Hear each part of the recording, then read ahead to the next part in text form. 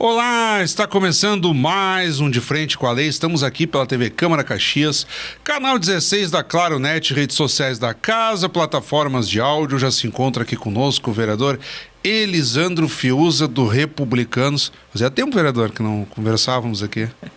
Tempinho, mas mais uma vez um prazer enorme estar aqui contigo, Fábio, e com toda a equipe aqui da TV Câmara, e dizer da importância que tem este trabalho de apresentação do nosso trabalho legislativo, até para que as pessoas possam compreender como que é a posição do vereador, qual é o seu trabalho, aquilo que ele deseja realmente entregar para a sociedade. E o nosso objetivo aqui hoje é falar um pouquinho do que tivemos aí 15 meses de experiência à frente da Secretaria de Trânsito, Transporte e Mobilidade, a qual eu quero aqui de antemão agradecer imensamente a todos os servidores desta pasta de excelência que tem feito muito pela cidade. Algo que a gente precisa a cada dia, Fábio, melhorar na questão da mobilidade urbana na nossa cidade, transporte público, tantas questões viárias que o município precisa fazer para implementar, para que a gente possa deixar de ser aquela Caxias, com perdão da palavra e da redundância, de séculos 80, 90. A gente hoje precisa entender que temos mais de 450 mil a frota de veículos na cidade de Caxias do Sul. Isso é muito grande, então é preciso que haja também um olhar diferenciado. Recentemente, até numa sessão solene aqui da casa, vereador, o seu substituto lá na titularidade da secretaria, o ex-vereador desta casa, Eloy Frisso, ele comentava esse comparativo da frota que o senhor coloca aqui e das carteiras de motorista, praticamente 1,4 veículo por motorista habilitado, quer dizer, um troço... E aí comportar tudo isso. Já que o senhor começa falando de trânsito e mobilidade, e depois podemos avançar em outras pautas, nós conversávamos aqui antes de entrarmos no ar, o senhor tem uma larga trajetória aqui, batendo mais ou menos uns 10 anos de atuação de vereador, né?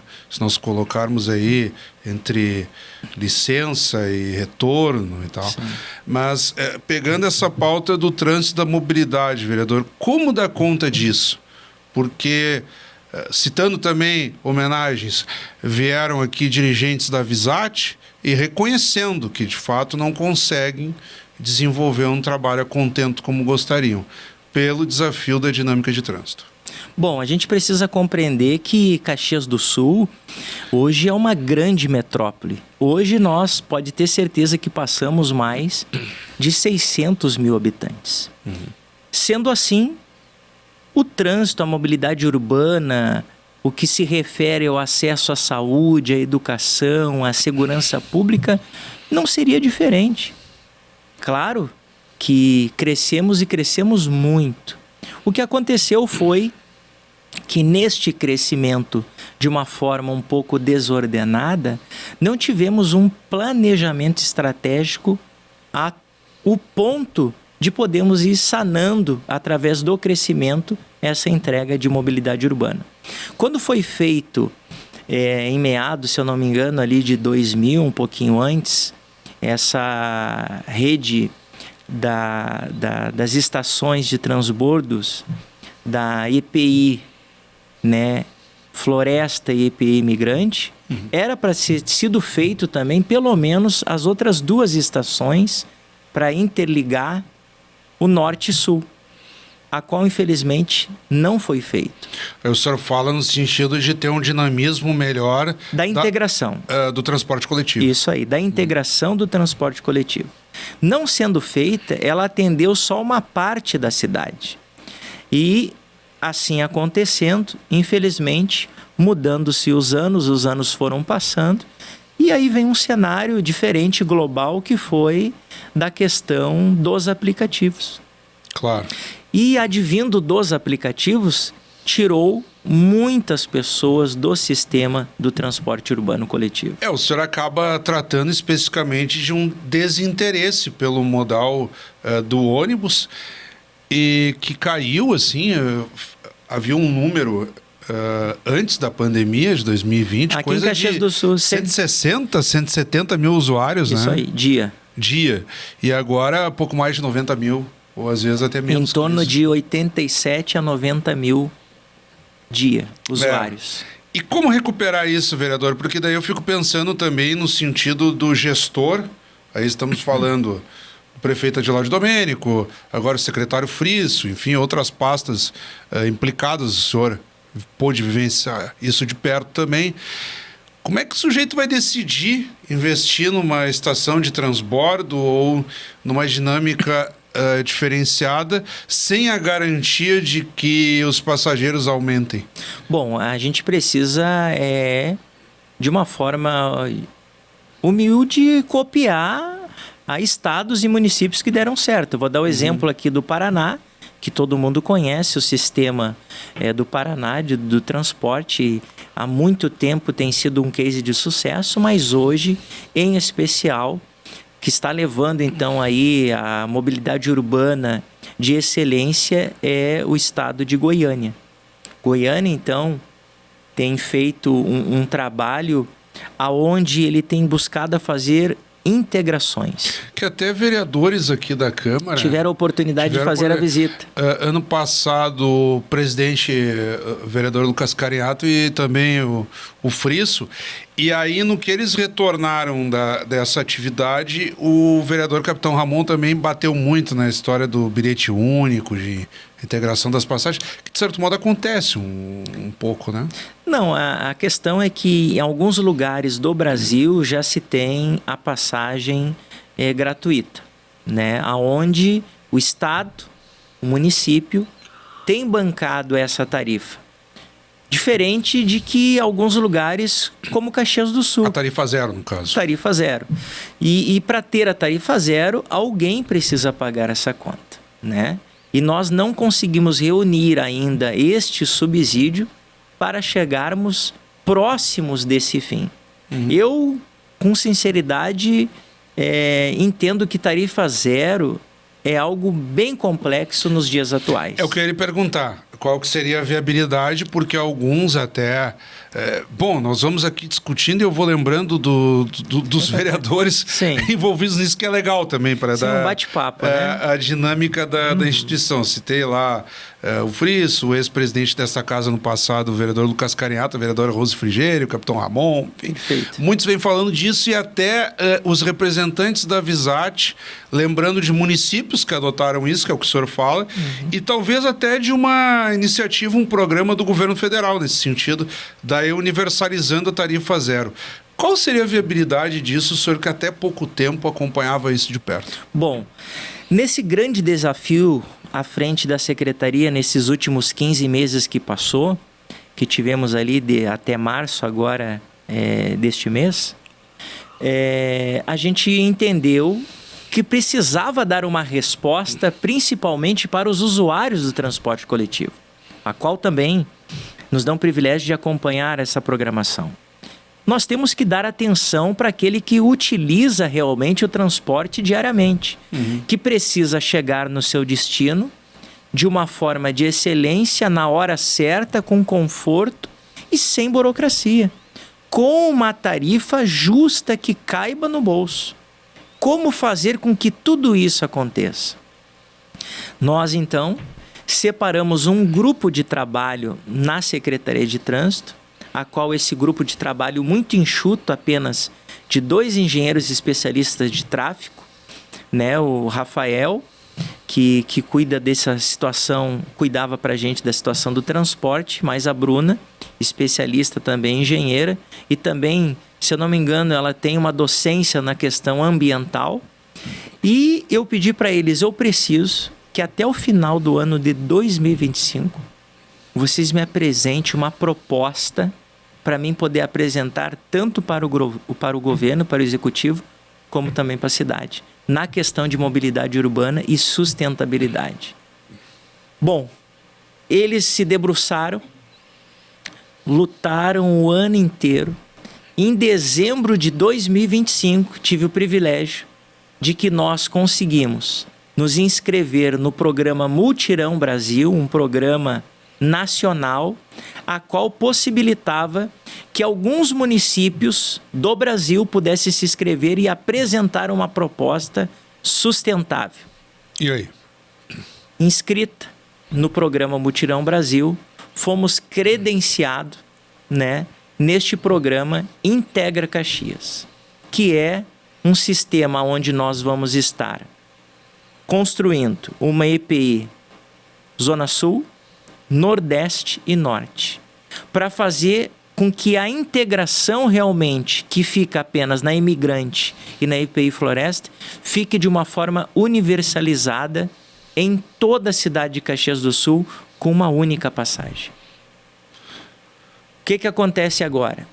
Fomos sorteados, eles estiveram nos representando em março agora deste ano de 2026, no Paraná, a qual recebemos o prêmio, e esta ONG, empresa, enfim, vai custear todo o projeto arquitetônico, amparo jurídico, técnico, vão nos entregar pronto esse projeto das 3 IPIs. E daí aí começa a implementação. Para começar a gente buscar o recurso para implementação em 2027. Uma noção de prazo, vereador, seria entregue ainda nessa gestão ou ficaria para a próxima? Vai ser entregue o projeto pronto agora, em abril de 2027, demonstrando para o governo o seguinte: está aqui, agora o que vocês precisam? Buscar um recurso a fundo perdido ou um financiamento próprio para poder fazer a execução do mesmo. Porque aí nós já estaríamos no 3º ano da atual administração, então quer dizer...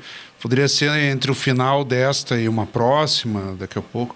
Porque a prefeitura ela tem uma situação interessante. Ela, embora enfrente dificuldades financeiras de ordem corrente, ela tem capacidade de endividamento, né? Sim, ela tem capacidade de poder fazer um financiamento, contratar um financiamento, ou até mesmo a gente pode buscar dentro dessas linhas, se assim for viável, uma questão de PPP. Então tem várias coisas que podem possibilitar através do projeto arquitetônico tudo pronto. Porque como a gente fala aqui no parlamento, se não se tem dinheiro, mas se tem visão empreendedora de planejamento estratégico e tem o projeto pronto, tem o lugar onde tem o recurso, que é Brasília. Vereador, o tema palpitante aqui no contexto do legislativo, e nós não temos noção de prazo, porque ainda é um cenário um tanto hipotético, diz respeito à possibilidade de concessão à iniciativa privada ou privatização, como queiram, do Serviço Autônomo Municipal de Água e Esgoto, que é a autarquia municipal, que se dedica, enfim, como a nomenclatura diz, e nós temos em paralelo um projeto do governo do estado no sentido de regionalizar o abastecimento de água em municípios não atendidos pela Corsã, que já está nesse formato concedido à iniciativa privada, e a sua bancada, que de certo modo liderou, daí com a adesão de todo o conjunto da casa, a criação de uma frente parlamentar em defesa do SAMAI. E o senhor tem se articulado também junto à Assembleia e a casa toda passa a aderir a isso. Como é que o senhor avalia esse processo? Caxias pode sair vencedora disso? Há riscos, enfim. Bom, primeiramente eu tenho que aqui estender os meus cumprimentos ao meu colega republicano, João Ex. Parabéns, João. Parabéns pela tua postura, por nos atentar com essa sua preocupação e acima dessa atenção especial do vereador João Ex, que até pouco tempo era presidente, diretor do SAMAI, ele colocou no parlamento caxiense esta preocupação a qual aconteceu com a Corsã, e a gente sabe a infelicidade que está os munícipes dessa cidade que enfrentaram essa concessão. Uma água de má qualidade, uma água que não recebe o tratamento devido, não há o investimento necessário, a qual a concessão, tenho certeza, dentro do contrato se colocou para fazer as entregas como deveria, e nós não podemos correr o risco de acontecer conosco, sendo que uma autarquia como o SAMAI, que é superafitária, ela hoje tem uma renda de mais ou menos R$500 bilhão, e isso significa dizer que nós podemos investir esses valores de taxas da situação de esgoto e também de água à população. Vou dar um exemplo aqui, bem simples. Tu imagina, Fábio, e aqueles que nos acompanham por esta programação, qual concessão que tem o desejo apenas de que venha visar lucro, vem investir lá no distrito da Quarta Légua para 10 famílias, uma extensão de rede de água de mais ou menos 700 metros num custo de 120 mil, pagando uma taxa que não vai chegar nem a R$40. 10 famílias fazendo uma conta de padeiro no dito popular não vai dar 5 mil por ano. Quantos anos recuperaria essa concessão para buscar esse investimento que ela fez de 120 mil? E na medida em que outras câmaras municipais também tomam essa iniciativa de constituir frentes parlamentares, porque o SAMAI não é só em Caxias, outros municípios também têm. E na própria Assembleia também, um movimento de resistência, eu não acompanho o contexto de lá, mas diversos deputados aderindo. Como é que o senhor percebe esse ambiente, o senhor que esteve lá e que tenha participado desse debate? Há chance, não há? Com mobilização é possível fazer frente e impedir? O que é real nessa história toda? O que não é? Enfim. Bom, primeiramente a gente tem que agradecer ao presidente da Assembleia Legislativa, hoje deputado estadual Sérgio Pérez, a qual nos recebeu, né, com muita satisfação, e também recebeu o presidente nacional da ASEMAI, que é a Associação Nacional da Defesa do Saneamento Básico nos estados, né? E ele defende o municipalismo. E nessa defesa do municipalismo a gente compreende da importância que tem essas autarquias do sistema de água e esgoto dos municípios, a qual tem feito uma entrega de grande valor à sociedade. Tu imagina que todo investimento que nós fizemos à cidade de Caxias do Sul e essas outras cidades têm feito, como que faria se fosse uma concessão feita como foi a situação da Corsã? Jamais aconteceria. Sim, e o papel dos deputados nessa história toda, vereador? Porque aqui em Caxias, por exemplo, todos os vereadores são contra. Quer dizer, todos os partidos, todos os vereadores. Como é que está funcionando isso na Assembleia? Porque seria um projeto estadual, quer dizer, de cima para baixo. Quer dizer, se aprovado na Assembleia... Eu, pela poucas falas de alguns deputados que a gente fez, que não conseguimos falar com todos os deputados, no dia de ontem ainda na Assembleia, foram muito favoráveis a essa defesa da municipalização da água e do saneamento básico das cidades nos municípios. O que eu quero dizer com isso? Que nesta situação nós... de uma forma bem simples, colocamos aos prefeitos que ali estavam, presidentes e diretores de autarquias de mais ou menos 10 municípios da nossa região, tanto da Serra como aqui da parte próxima à capital, e eles vão levar então o esboço desta frente parlamentar em defesa do SAMAI, criada por nós ainda no dia de ontem no parlamento, e foi aprovado, para replicar nos seus municípios, e nós fazemos uma grande discussão, inclusive a Assembleia também fez essa pauta para também puxar essa fala em defesa dessa situação. Claro, porque aí vira um debate integrado, não só um debate isolado de cada município. Isso.